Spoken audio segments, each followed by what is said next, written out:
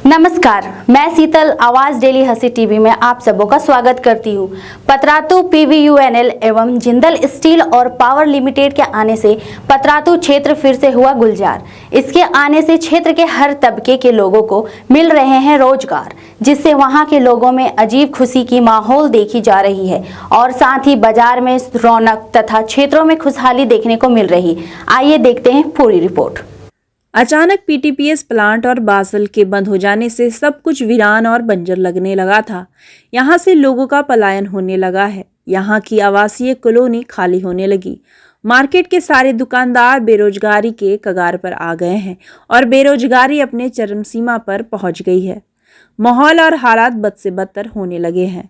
ऐसे में PVUNL, NTPC और Jindal steel and power limited के आने से लोगों के दिलों में आशा की एक किरण जागी है। और हो भी क्यों ना, आखिर लोगों ने इतनी बेरोजगारी जो देखी थी।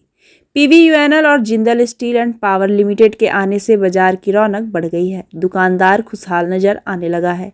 क्षेत्र के लोगों को भी रोजगार और काम मिलने लगे हैं। धीरे धीरे ही सही बेरोजगारी के नाक में नकेल कसी जाने लगी। लोग प्रत्यक्ष या अप्रत्यक्ष रूप से इस नए प्लांट के आने से लाभान्वित होने लगे हैं। आज कितने ही ऐसे घरों में खुशी खुशी लोग सपरिवार मिलकर भोजन का आनंद उठाते हैं। जहां कभी चूल्हे पर संशय हुआ करता था, क्षेत्र में पीवीयूएनएल और Jindal steel and power limited के आवागमन से बहुत से लोगों को काम मिलने लगे हैं, नौकरी मिलने लगी है।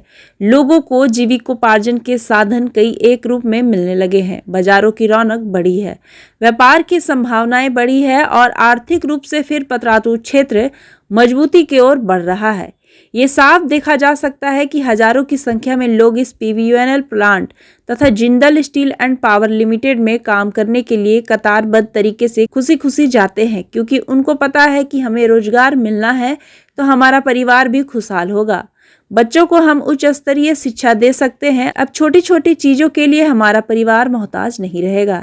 ऐसे में पूरे पतरातू क्षेत्र के लोगों की ये जिम्मेवारी बनती है कि पीवीयूएनएल प्लांट हो या क्षेत्र में संचालित जेएसपीएल की कंपनी हो या फिर कोई अन्य ऐसी कंपनी, चाहे वह छोटी हो या बड़ी, अगर यहाँ स्थापित होते हैं तो लोग उनकी मदद करें, उनका सहयोग करें, तभी जाकर क्षेत्र आर्थिक रूप से मजबूत हो पाएगा।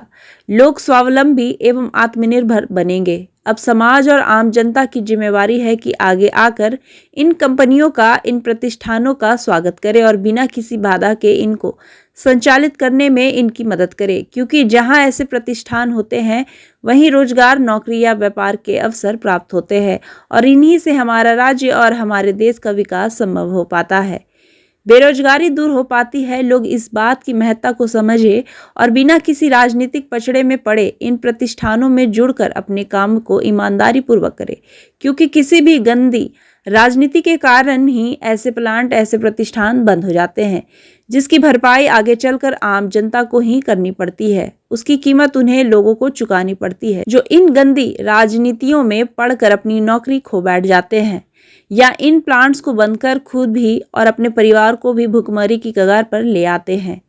अब ये फैसला पतरातू एवं आसपास के सभी ग्रामीण स्वयं करे कि इन प्रतिष्ठानों को सुचारू रूप से चलाना है या बाधा उत्पन्न कर खुद को पुनः उसी भुखमरी के कगार पर ले जाना है। ऐसे लोग जो भोली भाली जनता को बहला फुसला कर अपनी राजनीतिक रोटियां सेक लेते हैं, अपनी मोटी कमाई कर लेते हैं और पीछे छोड़ जाते हैं इन गरीब मजदूर लोगों को, जिनके घरों में बाद में चूल्हा तक नहीं जल पाता है।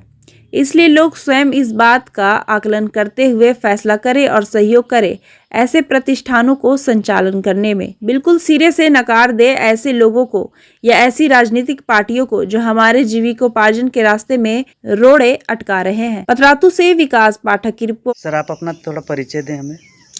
मेरा नाम मन्ना प्रधान है और मैं बासल में एम्प्लॉय था, उसके बाद जिंदल में भी एम्प्लॉय था और मैं रसदा बस्ती निवासी हूँ।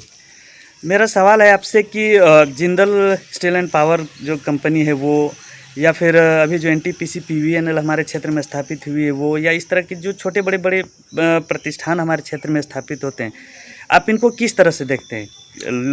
क्या नज़रिया आपका?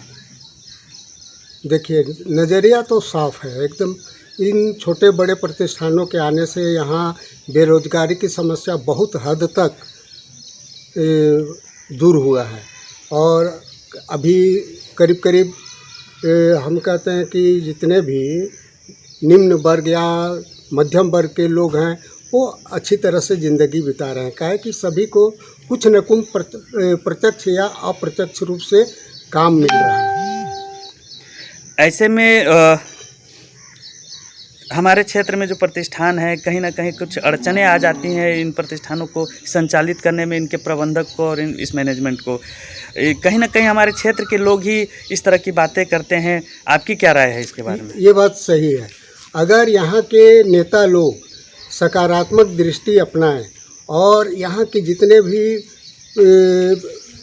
बेरोजगार पढ़े लिखे युवक या युवतियाँ हैं उनको अपने निजी स्वार्थ त्याग कर अगर उनकी दिशा में कुछ पहल करें तो ये हमारा क्षेत्र माने बहुत अच्छा हो जाएगा, स्वावलंबी हो जाएगा। तो आप दूसरे शब्दों में कहना चाहते हैं कि इनका विरोध न करके हमें इन प्रतिष्ठानों, इन कंपनियों की सपोर्ट में आना चाहिए? हाँ, बिल्कुल एकदम सही है। क्योंकि आदमी का इन कंपनियों के आने से पहले रहन सहन में अंतर था। अभी लोग अच्छी तरह जी रहे हैं, चाहे प्रत्यक्ष रूप से काम करके या अप्रत्यक्ष रूप से। रोजगार तो मिल ही रहा है और अगर ये लोकल नेताओं का अगर साथ मिला, सकारात्मक दृष्टि रहा तो सभी को मिल जाएगा और अच्छा हो जाएगा।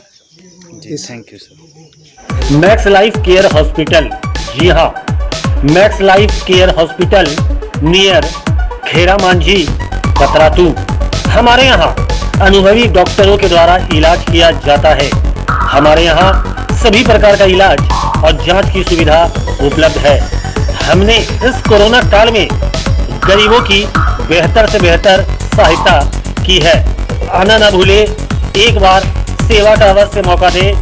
Max Life Care hospital near Khera Manjhi Patratu.